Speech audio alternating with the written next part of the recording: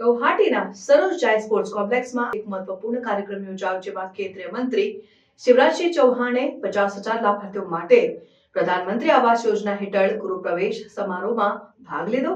કાર્યક્રમનો હેતુ દેશના ગરીબ અને જરૂરિયાતમંદ લોકોને મકાન આપવાનો હતો। ગુવાહાટીના સરોજ જાય સ્પોર્ટ્સ કોમ્પ્લેક્સમાં આજે એક મહત્વપૂર્ણ કાર્યક્રમ યોજાયો, જેમાં કેન્દ્રીય મંત્રી શિવરાજસિંહ ચૌહાણે 50,000 લાભાર્થીઓ માટે પ્રધાનમંત્રી આવાસ યોજના હેઠળ ગૃહપ્રવેશ સમારોહમાં ભાગ લીધો।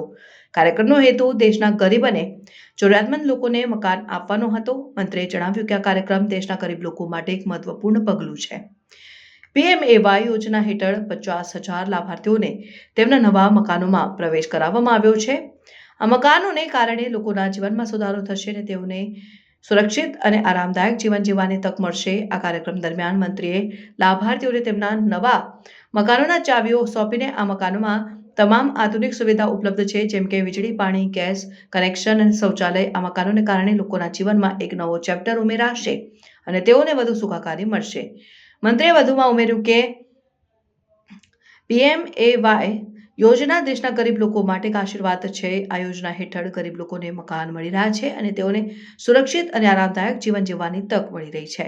આ યોજના દેશના વિકાસ માટે એક મહત્વપૂર્ણ પગલું છે અને તેનાથી લોકોના જીવનમાં સુધારો થશે। કાર્યક્રમમાં મંત્રીએ પીએમએવાય યોજનાના લાભાર્થીઓ સાથે વાતચીત કરીને તેમના અનુભવોને સાંભળ્યા। લાભાર્થીઓએ મંત્રીને તેમના નવા મકાનો માટે આભાર વ્યક્ત કર્યો અને જણાવ્યું કે આ મકાનોને કારણે અમારા જીવનમાં એક નવો ચેપ્ટર ઉમેરાયો છે અને અમે વધુ સુખાકારી અનુભવી રહ્યા છે। और मां से मैं यही प्रार्थना करता हूं कि सुख समृद्धि और रिद्धि सिद्धि असम की जनता की जिंदगी में आए। भगवान करे आपके पांव में कभी कांटा भी न गड़ पाए। सारी खुशियां असम की जनता को मिले। और वैसे भी असम अद्भुत है। सचमुच में जब जब यहां आता हूं मन आनंद और प्रसन्नता से भर जाता है। यहाँ के चाय के बागानों की खुशबू सवेरे सवेरे हर भारतीय को ताजा कर देती है। यहाँ के कलकल छल छल करके बहता पानी ब्रह्मपुत्र का असम की साक्षात कहानी कहता है। और यहाँ की बिहू की ताल पर सारा देश नाच उठता है। और बिहू तो अब आने ही वाला है 14 तारीख को, तो बिहू की भी आप सबको शुभकामनाएं। मेरे प्रिय बहनों और भाइयों, आज खुले दिल से मैं असम के मुख्यमंत्री श्री हेमंत विश्व शर्मा जी को बधाई देना चाहता हूं, उनका अभिनंदन करना चाहता हूं। असम के विकास के लिए और जनता के कल्याण के लिए प्रधानमंत्री श्रीमान नरेंद्र मोदी जी के नेतृत्व में उन्होंने जो काम किया है वो अद्भुत है, अभूतपूर्व है। अभी मकानों की बात में सुन रहा था। देखो मेरे बहन और भाइयों, हम भारतीय जनता पार्टी के कार्यकर्ताओं के लिए तो जनता की सेवा भगवान की पूजा है। हम केवल कुर्सी पर बैठने के लिए राजनीति नहीं करते, जनता की जिंदगी कैसे बदले। और आप सब जानते हैं प्रधानमंत्री नरेंद्र मोदी जी के नेतृत्व में पूरा देश आगे बढ़ रहा है। और सबसे पहले ध्यान अगर रखते हैं प्रधानमंत्री, तो जो सबसे पीछे, सबसे नीचे, सबसे गरीब है उनका।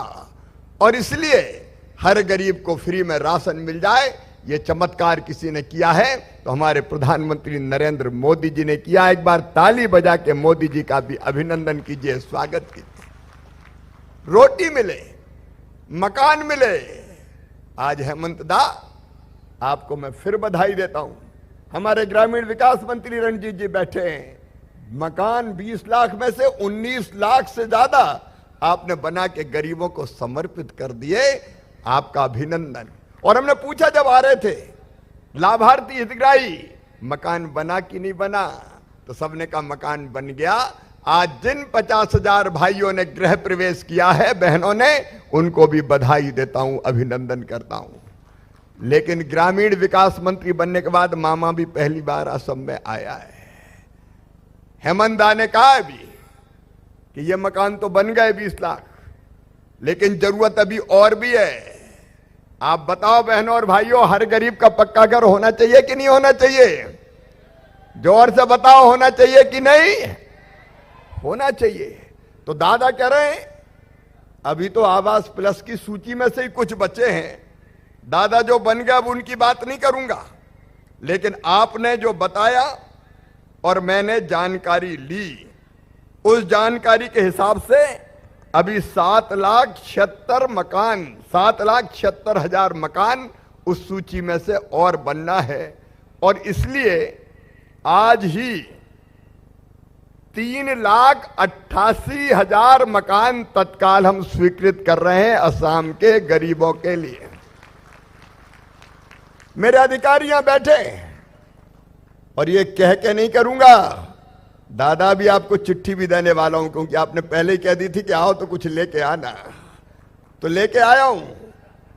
और 3,88,000 नहीं दादा, 3,88,000 अभी इसी वित्तीय वर्ष में, अगले महीने किस्त जारी कर सकते हैं आप, और उसके बाद अप्रैल के महीने में अगला वित्तीय वर्ष शुरू होते ही 3,88,000 और देके सूची को पूरा कर दिया जाएगा। आवास प्लस की सूची से एक भी लाभार्थी वंचित नहीं रहेगा। हेमंत विश्व शर्मा जी के नेतृत्व में प्रधानमंत्री जी के आशीर्वाद से यह चमत्कार होगा। इतने मकान एक साथ कभी नहीं बने। और इतना और बताता हूं कि इन दोनों में पैसा कितना लगेगा। आज जो मकान हम देंगे, जो मैंने घोषित किया है, उसमें 9,726 करोड़ रुपए की कुल राशि लगेगी, दोनों मिला के आज के। और जो मैंने अनाउंस किया अगले वित्तीय वर्ष के 16,159 करोड़ रुपया खर्च किया जाएगा गरीबों के मकान बनाने के लिए। और दादा इसमें से 90% केंद्र सरकार का, 10% आपका, थोड़ा हमारा थोड़ा तुम्हारा, गरीबों का घर बन जाएगा, उनकी जिंदगी सफल और सार्थक हो जाएगी। लेकिन दादा यहीं तक नहीं रुके, उन्हें कहा भी तो कई रह गए, सर्वे में नाम छूट गए।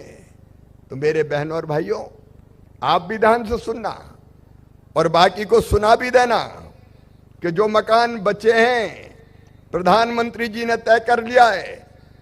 सरकार बनते ही तीसरी बार उन्होंने ये तय किया था कि गरीबों के लिए 3 करोड़ घर और बनाए जाएंगे, 1 करोड़ शहर में और 2 करोड़ गांव में। तो जो छूट गए, बताओ भी छूट गए कि नहीं? कई लोग छूटे हैं कि नहीं? कई लोग छूटे हैं। तो अब जो छूटे हैं वो भी नहीं छूटेंगे। अब नया सर्वे शुरू किया जा रहा है, फिर से जो छूट गए हैं उनका नाम जोड़ने के लिए नया सर्वे। और नए सर्वे में भी 3 संशोधन किए हैं दादा, 3 संशोधन किए हमने। रणजीत जी भी सुन रहे हैं। नंबर 1, यहां लखपति दीदी अभियान चल रहा है। पहले पीएम आवास योजना में यह तय कर दिया था कि 10,000 रुपया हर महीने से ज्यादा जिसकी आमदनी होगी उसको मकान की पात्रता नहीं रहेगी। अब 10,000 रुपया तो हमारी लखपति दीदियां ऐसे ही कमा लेती है। अगर इसी सीमा को मान लिया तो ये तो मकान की दौड़ से बाहर हो जाएंगी। और इसलिए तय किया कि 10,000 नहीं, 15,000 रुपए तक भी हर महीना कमाए तो भी मकान उनको दिए जाएंगे। सर्वे में उनका नाम जोड़ा जाएगा। एक बात और थी पुराने सर्वे में कि अगर किसी के पास मोटरसाइकिल 2 व्हीलर अगर है तो उसको मकान नहीं दिया जाएगा। अब 2 व्हीलर तो हर एक के पास है। गरीब भी मजदूरी करने जाता है तो आजकल तो मोटरसाइकिल पर बैठ के ही जाता है, तो 2 व्हीलर में तो कई बाहर हो जाएंगे। और इसलिए हमने फैसला किया है कि 2 व्हीलर जिसके पास होंगे उसको भी मकान दिया जाएगा। और तीसरी चीज, और छोटे छोटे किसानों ने क्या, उनका क्या दोष है?